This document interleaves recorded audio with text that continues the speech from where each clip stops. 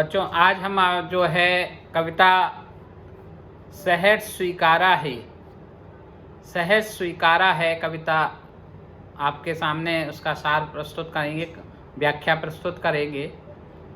ये कविता गजानन मुक्तिबोध जी ने लिखी है और बहुत सुंदर कविता है। मानवीय मूल्यों में कितनी उतार चढ़ाव, कितना सामंजस्य होता है, वो इस कविता में बताया गया है। हमें जीवन में हमेशा पॉजिटिव सोचना चाहिए, नेगेटिव नहीं सोचना चाहिए। जीवन क्या है, क्यों है, कैसा चल रहा है, इन सब चीज़ों में ना जाकर केवल जीवन को संचारिक रूप में चलाना चाहिए। जो है उसमें खुश रहना चाहिए, तभी जीवन अच्छा चलता है। इस कविता में कवि यही सिखा रहा है कि जो कुछ भी है, जैसा भी है, उसे स्वीकार है। किसके लिए स्वीकार है वो बताएगा। तो शब्द इसमें, इसकी जो कविता है, इसमें शब्द किया है प्रयोग स्वीकार से। एक विशिष्ट शब्द जो या विशेषण लगा दिया है, सहज स्वीकारा है।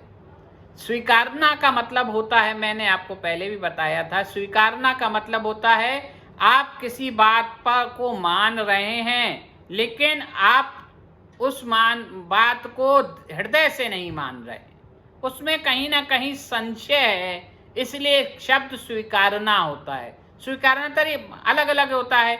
आप कोई आप पे दबाव डालेगा तो आप स्वीकार सकते हैं। कोई बहुत वैसी खराब परिस्थिति आ गई तो शब्द स्वीकार प्रयोग होगा, जहां पर आप दो बातों में रहेंगे कि ठीक है कि नहीं है, तो इस शब्द को कहा जाता है स्वीकारना। और सहज स्वीकारना का मतलब होता है खुशी खुशी से स्वीकारना, यानी अपने हृदय से स्वीकारना। हाँ, मैं मान गया। राधा कृष्ण का प्रेम कैसा था? दोनों के बीच में सहज स्वीकारा हुआ प्रेम था। दोनों का प्रेम आनंदमय प्रेम था। तो वो ही यहाँ पर इस कविता में बहुत सुंदर प्रस्तुत किया गया है कि किस प्रकार से स्वीकारना चाहिए और उसको भी सहजता से, बहुत प्यार से, प्रेम से स्वीकारना चाहिए। तो वो यहाँ कह रहे हैं, देखिए मैं सबसे पहले कविता पढ़ता हूँ। सहज स्वीकारा है। जिंदगी में जो कुछ भी है, जैसा भी है, जिंदगी में जो कुछ भी है, जो भी है, सहज स्वीकारा है। इसलिए कि जो कुछ भी मेरा है वह तुम्हें प्यारा है। गर्वीली गरीबी यह गंभीर अनुभव सब, यह विचार वैभव सब, दृढ़ता यह भीतर की सरिता, यह अभिनव सब मौलिक है। इसलिए कि पल पल में जो कुछ भी जागृत है, अपलक है, संवेदन तुम्हारा है। जाने क्या रिश्ता है, जाने क्या नाता है, जितना भी उड़ेलता हूँ भर भर फिर आता है। दिल में क्या झरना है, मीठे पानी का सोता है, भीतर वह, ऊपर तुम, मुस्काता चांद जो धरती पर रात भर, मुझ पर क्यों तुम्हारा ही खिलता वह चेहरा है। सचमुच मुझे दंड दो कि भूलूं मैं, तुम्हें भूल जाने की दक्षिणी ध्रुव अंधकार अमावस्या, शरीर पर, चेहरे पर, अंतर में पालू मैं, झेलू मैं, उसी में नहालू मैं। इसलिए कि तुमसे ही परवेशिष्ट आच्छादित रहने का रमणीय है यह उजेला, अब सहा नहीं जाता, नहीं सहा जाता। ममता के बादल की मंडराती कोमलता भीतर पिराती है। कमजोर और अक्षम हो गई है आत्मा यह, छटपटाती छाती को भविक्यता डराती है। बहलाती सहलाती आत्मीयता बर्दाश्त नहीं होती है। सचमुच मुझे दंड दो कि हो जाऊं पाताली अंधेरी गुहाओं में, विवरों में, धुओं के बादलों में, बिल्कुल मैं लापता। लापता कि वहां भी तुम्हारा ही सहारा है। इसलिए कि जो कुछ भी मेरा है या मेरा जो होता सा लगता है, होता सा संभव है, सभी वह तुम्हारे ही कारण के कार्यों का घेरा है, कार्यों का वैभव है।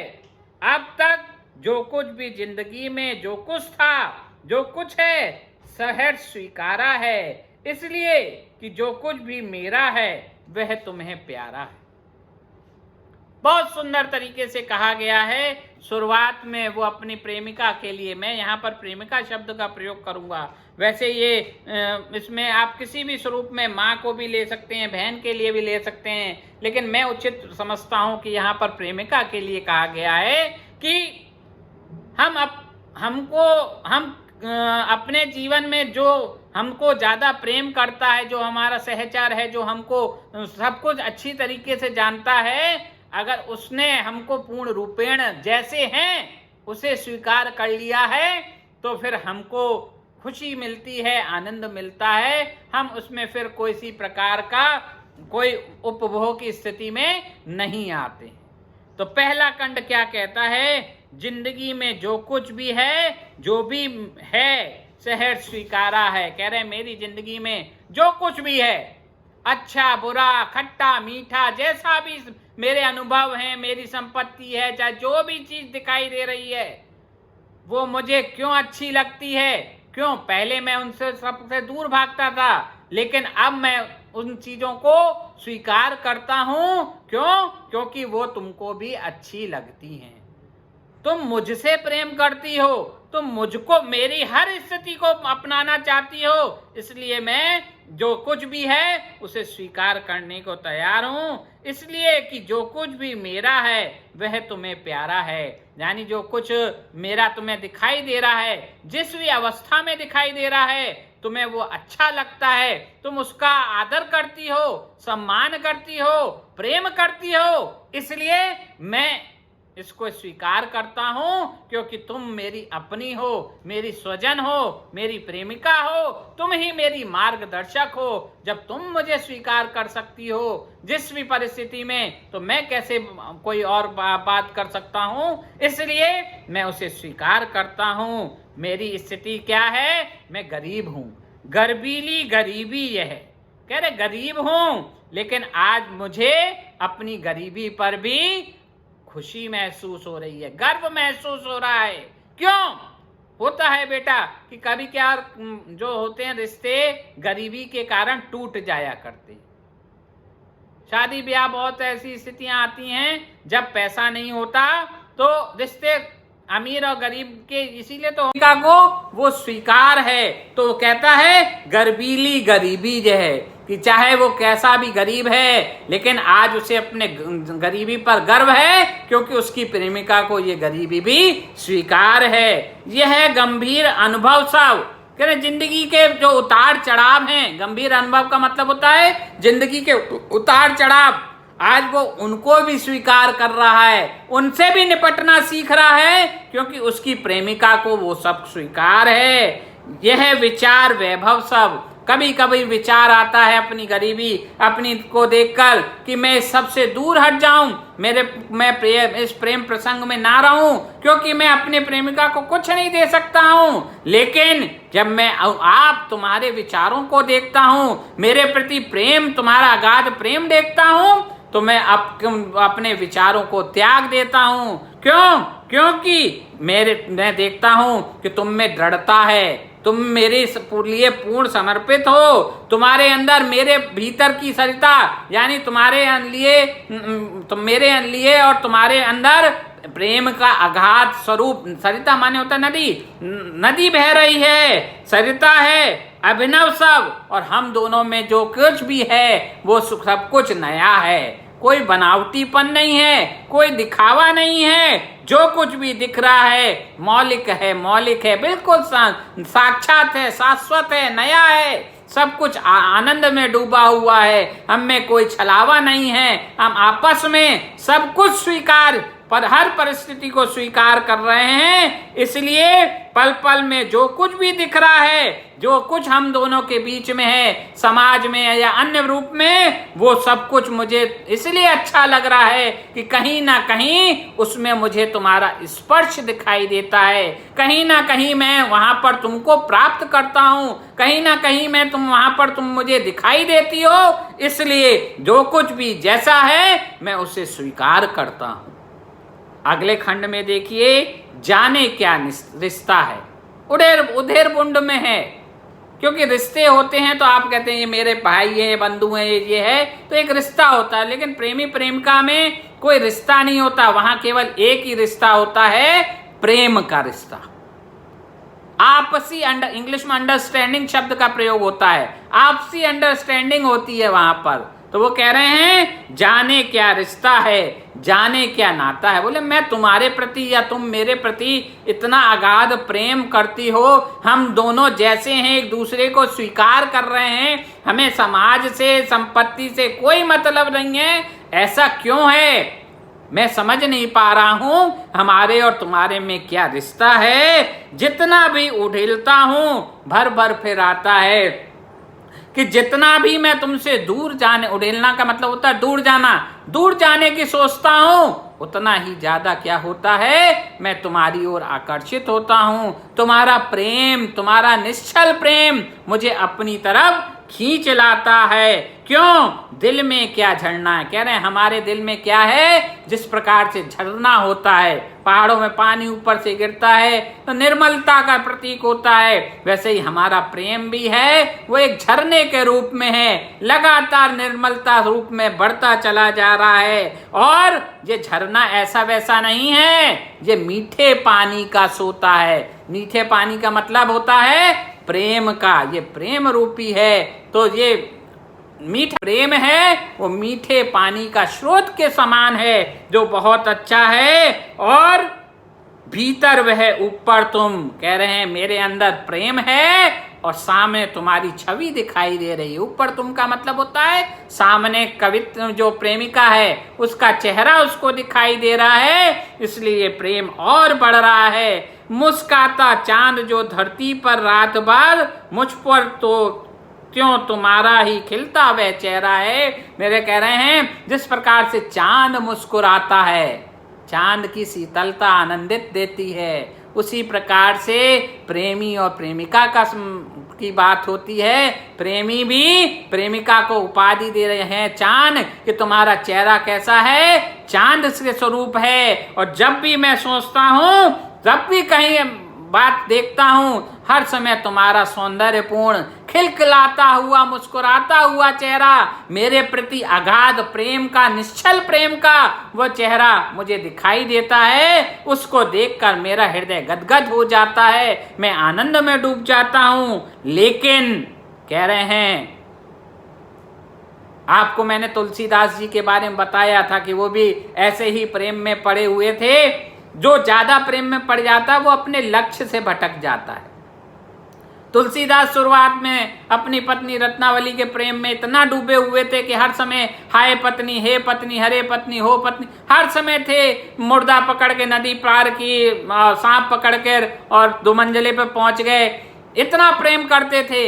लेकिन जब रत्नावली जी ने उनको कहा कि हाड़ मास के रूप से इतना करते प्यार, इतना करते राम से, तो होता बेड़ा पार, तब तुलसीदास, तुलसी से जो आज आप पढ़ते हैं वो साहित्य सृजन उन्होंने किया। तो ये भी चाह रहे हैं कि अभी जीवन में मुझे बहुत कुछ बनना है, बहुत कुछ चाहता हूं, तुमको भी खोना नहीं चाहता हूं, लेकिन कुछ समय के लिए मैं तुमसे आग्रह कर रहा हूं। क्या कह रहे हैं? सचमुच मुझे दंड दो कि भूलूं मैं। मैं चाहता हूं तुम मुझे कुछ समय के लिए इस तरीके से प्रताड़ित करो कि मैं तुम्हें भूल जाऊं। तुम्हें भूल जाने की दक्षिणी ध्रुवी अंधकार अमावस्या, और इस प्रकार का दंड दो कि जिस प्रकार से दक्षिण ध्रुव में जहां पर सूर्य नहीं निकलता, अमावस की रात और घनघोर अंधेरा होता है, कुछ भी नहीं दिखाई देता है, उस प्रकार से मैं तुम्हारे प्रेम को भूल जाऊं और मैं अपने लक्ष्य के लिए थोड़ा बढ़ूं। इतना ही नहीं, मैं तुमसे प्रार्थना करता हूं, चाहे तो मुझे शारीरिक दंड स्वरूप दो, शरीर पर, चेहरे पर, अंतर में पालू मैं, झेलू मैं, उसी में नहा लूं मैं। कह रहे हैं मैं चाहता हूं कि तुम इतना मुझे दंड दो कि उसका वो मुझे चेहरे पर भी मेरे दिखाई दे, मेरा अंतर मन भी दुखी हो जाए, मैं उसी में डूब जाऊं, क्योंकि मुझे कर्म, और तुम भी चाहती हो कि मैं कर्म करूं अपना, लेकिन मैं कर्म से विमुख हो रहा हूं थोड़ा सा, तो मैं इसलिए तुमसे कह रहा हूं कि मुझे दंड दो, जिससे कि मैं तुमसे थोड़े दूर को समय के लिए दूर हो जाऊं, लेकिन इसलिए कि तुमसे ही परवेशित आच्छादित रहने का रमणीय है उजेला सहा नहीं जाता। परवेशित आच्छादित चारों तरफ से घिरा हुआ, कह रहे हैं क्यों? मैं ऐसा इसलिए चाहता हूं कि मैं हर समय तुम्ही में खोया रहता हूं। ये जो तुम्हारा आभा मंडल है, तुम्हारा निश्चल प्रेम है, जो सौंदर्य है, तुम्हारा मेरे प्रति समर्पण है, ये मैं भूलना चाहता हूं, क्योंकि जब भी आंख बंद करता हूं, जब भी मन को स्थिर करता हूं, चारों तरफ तुम्हारा ही प्रेम एक उजाले के रूप में सौंदर्यपूर्ण, रमणीय माने होता है सौंदर्यपूर्ण, निश्चल स्वरूप प्रेम जो है मुझे दिखाई देता है, जो मेरे अंदर की पीड़ा को फिर से जागृत कर देता है। मैं चाहता हूं कि मैं तुमसे दूर हो जाऊं, लेकिन आंख बंद करते ही तुम्हारा ही चेहरा मुझे याद आता है, सहा नहीं जाता, बहुत कष्ट में हूं, ममता के बादल की मंडराती कोमलता भीतर पिराती है। ममता माने प्रेम, यह प्रेम रूपी स्वरूप जो है वो जब मेरे हृदय में बसी हुई है, जब मैं तुम्हारे बारे से दूर जाने के बारे में सोचता हूं तो मेरा हृदय कांप जाता है। भीतर से पिराना मतलब हृदय से दुखी होना, कह रहे हैं बुरी तरीके से मैं हृदय से दुखी हो जाता हूं, इस सोच से भी डर लगता है कि मैं तुमसे दूर हो जाऊंगा, कि मैं नहीं चाहता हूं। कमजोर और अक्षम हो गई है आत्मा, कह रहे हैं कि मेरे जो सोच है, मेरी आत्मा है, वो बहुत कमजोर हो गई है, यानी मैं निर्णय नहीं ले पा रहा हूं, मैं द्वंद्व में पड़ गया हूं कि मैं क्या करूं, मैं तुम्हारे प्रेम में पूर्ण रूपेण समर्पित हो जाऊं या तुमसे कुछ दिनों के लिए दूर होकर अपने लक्ष्य की तरफ बढ़ जाऊं। छटपटाती छाती को भविष्यता डराती है कि मैं परेशान हूं। कभी कभी भविष्य को देखता हूं कि मेरा भविष्य क्या है, मैं कौन हूं, मैं क्या करूंगा और तुमको कैसे सुख दूंगा। ये गरीबी में इतना आनंद नहीं दे पाऊंगा, क्यों लेकिन तुम्हें गरीबी स्वीकार है, तुम खुश हो, लेकिन मैं डरता हूं, मैं घबराता हूं, जीवन के सौंदर्य को तुमको कैसे दूंगा, ये सोचकर मेरा जो हृदय घबराता है, फटता है। बहलाती सहलाती आत्मीयता बर्दाश्त नहीं होती। कुछ लोग मुझे समझाते हैं कि नहीं, पहले अपने लक्ष्य को प्राप्त करो, मुझे तुमसे दूर करते हैं, अन्य स्वरूप में के रूप में धारण कराना चाहते हैं, लेकिन मैं तुमसे दूर हो जाऊं ये मुझे अच्छा नहीं लगता। मुझे तो इस तरीके की बात जो है बिल्कुल भी अच्छी नहीं लगती। जो लोग मुझे प्रेम से इस तरीके की बातों तुमसे दूर करने की बात करते हैं तो मुझे अच्छा नहीं लगता, बर्दाश्त नहीं होता।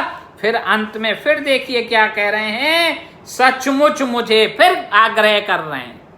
लेकिन इस खंड में आप देखिएगा कि आग्रह तो कर रहे हैं, सुंदरतम आग्रह कर रहे हैं। ये निश्चल प्रेम का सौंदर्य वर्णन है कि कितना सुंदरतम आग्रह किया जा रहा है कि सचमुच मुझे दंड दो कि हो जाऊं पाताली अंधेरे की गुहा में, विवरों में।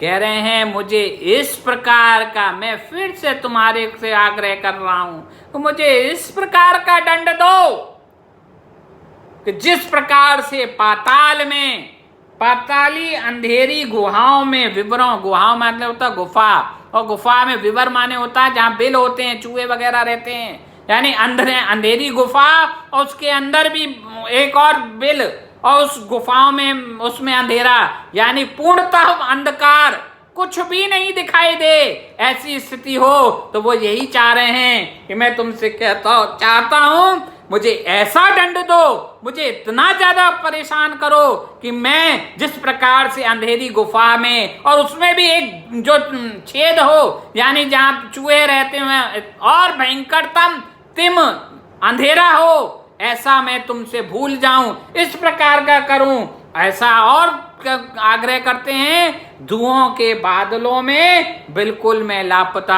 आप जानते हैं धुओं के बादलों का मतलब है, जब आप जानते फॉग आता है तब आप गाड़ी चलाते हैं, सामने सब कुछ अंधेरा दिखाई दे रहा, कुछ नहीं दिखाई देता, रुक जाते हैं। वो यहाँ पे धुओं के बादलों का मतलब है मानसिक जो सोच है, विचार हैं, वहां से भी पूर्ण रूपेण उन्हें निकालने का प्रयास करना चाहते हैं। शारीरिक रूप से जो दिख रहा है यानी अंधेरी गुफाओं, वहां से भी वो आग्रह कर रहे हैं इतना प्रताड़ित करो कि मैं वहां तुम्हारा स्मरण भूल जाऊं। वही नहीं, मानसिक रूप से भी मैं तुमसे को दूर हट जाऊं, बिल्कुल मैं लापता। बिल्कुल मैं लापता का मतलब होता है कि वो चाहते हैं कि मैं बिल्कुल तुमको पूर्ण रूपेण भूल जाऊं। लेकिन देखिए, प्रेम होता है ना, निश्चल प्रेम होता है, तो वहां हर प्रकार का आग्रह किया जाता है, अनुनय विनय किया जाता है। क्यों? प्रेम है ना, हम अपने प्रेम, आप जिससे प्रेम करते हो मम्मी पापा से, आप हर बात कह सकते हो। यहाँ पर वही सुंदर प्रेम को वर्णन किया है, कह रहे मैं चाहता तो हूं तुमसे पूर्ण रूपेण भूल जाऊं, मस्तिष्क से तुम्हारे विचार भी निकल जाएं। लेकिन अब इस पंक्ति को देखिएगा, लापता कि वहां भी तुम्हारा ही सहारा है। कह रहे हैं मैं चाहता तो हूं, लेकिन जब मैं एकांत में चला जाऊंगा, जीवन के संघर्ष में चला जाऊंगा, बिल्कुल अकेला हो जाऊंगा, तो अकेलेपन में आपको किसकी याद आती है बच्चों? जो आपका अपना होता है, जो आपको बहुत प्रेम करता है। अकेले होते हो ना, तो जब भी हॉस्टल वगैरह जाओगे, अभी आप लोग सब सिलेक्शन होगा, मम्मी और पापा की सबसे ज़्यादा याद सताएगी। क्यों? क्योंकि कोई भी परिस्थिति होगी, हंस रहे रो रहे होगे, घर की याद जरूर सताएगी।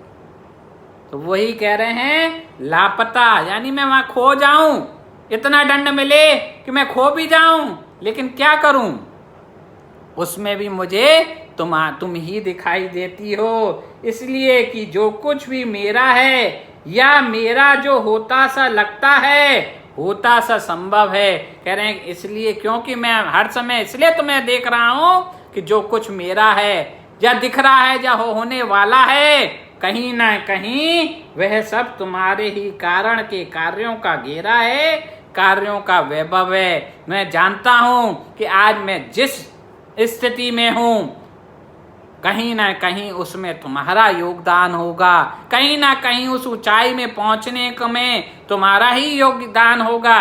कहा जाता है बेटा कि एक सफल पुरुष के पीछे एक स्त्री का योगदान, महिला का योगदान होता है। तो वो सही बात है कि प्रेम व्यक्ति से ऊंचाई भी छुआ देता है, और प्रेम जमीन पर भी लाके खड़ा कर देता है। बहुत सारे उदाहरण हैं जिंदगी में। श्री कृष्ण और राधा का प्रेम अगाध प्रेम है, इससे बड़ा प्रेम नहीं है। अर्जुन ने श्री कृष्ण से प्रेम किया, विजय प्राप्त की। दुर्योधन ने अस्त्रों से प्रेम किया, नर्क प्राप्त किया। तो प्रेम क्या है? सौंदर्य की एक परिभाषा, अप्रतिम परिभाषा है। तो वही यहाँ कह रहे हैं कि जो कुछ भी मुझे प्राप्त हो रहा है वो कहीं ना कहीं तुमसे जुड़ा हुआ है। अब तक जो जिंदगी में जो कुछ था, जो कुछ है, सहज स्वीकारा है। बोले मेरे पास जिंदगी में जो कुछ भी है, जैसा भी है, मैं उसे स्वीकार करता हूं। क्यों? कहीं क्यों? इसलिए कि जो कुछ भी मेरा है वह तुम्हें प्यारा है। कह रहे हैं जो कुछ भी तुम्हें दिखाई देता है मेरा, वो तुमको अच्छा लगता है। तुम मेरे को हर परिस्थिति में हम उसको प्राप्त करना चाहती हो। इसलिए मैं बहुत खुशी पूर्वक तरीके से तुमको अपनी जिंदगी में स्वीकार करता हूँ, तुम्हारे प्रेम को स्वीकार करता हूँ, तुम्हारे आनंद को स्वीकार करता हूँ। क्यों? क्योंकि जैसा भी हूँ, अच्छा बुरा, गरीब, ऊंचा नीचा, तुम मुझे हर स्वरूप में स्वीकार करती हो, निश्चल प्रेम करती हो। इसलिए मैं जिंदगी में जो कुछ भी जैसा भी है उसे स्वीकार करता हूँ। मैं तुम्हारे प्रति पूर्ण रूपेण समर्पण भाव रखता हूँ। चाहता हूँ कि कुछ समय के लिए मैं तुमसे दूर हो जाऊं, लेकिन ऐसी स्थिति आ जाती है कि वहां पर भी दूर होने पर भी तुम ही मेरा सहारा बनती हो, तुम ही मुझे दिखाई देती हो, तुम ही मेरी प्रेरणा स्रोत बनती हो। तुम्हारे ही कारण मैं अपने लक्ष्यों को प्राप्त होता दिखता हूँ। इसलिए मैं तुम्हें भूल नहीं सकता, क्योंकि मेरा और तुम्हारा निश्चल प्रेम इस जगत में सौंदर्य को आगे ले जाएगा और मैं जिस जीवन को सफलतापूर्वक आगे बढ़ा पाऊंगा। तो इस कविता के माध्यम से कवि अपने निश्चल प्रेम को अपनी प्रेमिका के प्रति पूर्ण स्वरूप से बता रहा है कि किस प्रकार से जो कुछ भी जिंदगी में जैसा है उसे सहजता से वो स्वीकार करता है। बच्चों, तो आज ये यहाँ पर समाप्त होता है। जय माता की। अब